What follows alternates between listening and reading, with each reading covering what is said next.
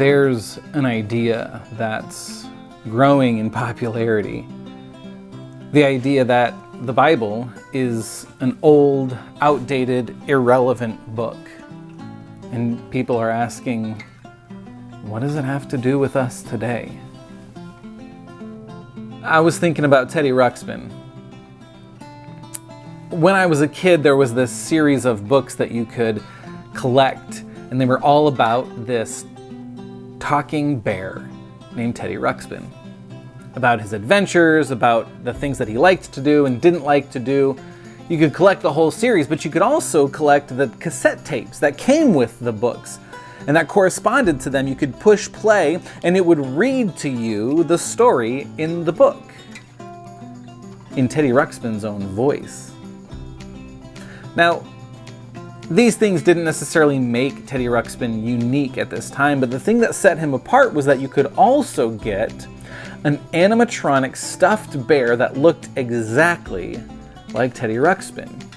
When you put the tape into his back and pushed play, his mouth would move and his eyes would blink, and it was as if Teddy himself were telling you about his adventures, about his friends, and the things that he liked to do, the things that made him sad, his favorite colors and foods, and he could even sing songs.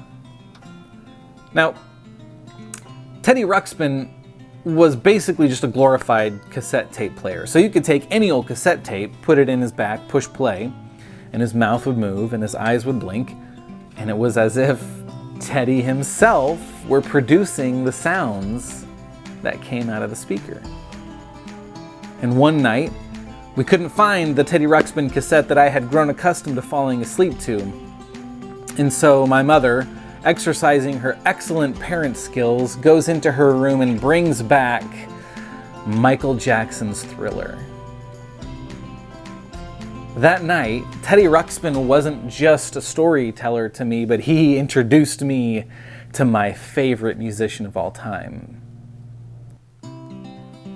10 out of 10 times, given the choice, I would choose to listen to a cassette tape from Teddy Ruxpin rather than a boombox. He had one little crackly speaker, but whether it was hearing about his adventures or listening to Michael Jackson,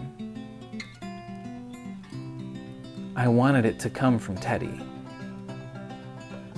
Because it was as if he was with me. He was present with me, telling me these things himself, sharing with me these things that are important to him, and introducing me to things that are important to me. Even 2,000 years ago, some people viewed the older parts of the Bible as outdated and irrelevant then. At the beginning of the New Testament, Jesus comes onto the scene and is telling people, God, the God of the universe, is with you and he loves you. The Bible is not this old dusty book, but it's the very words of God, the God who is with us and who loves us.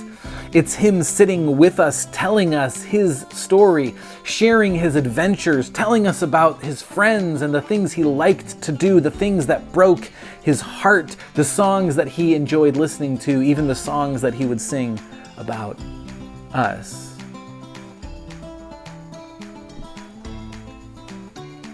The Bible is God with us, telling us about himself, and also introducing us to some of the most important and incredible aspects of ourselves.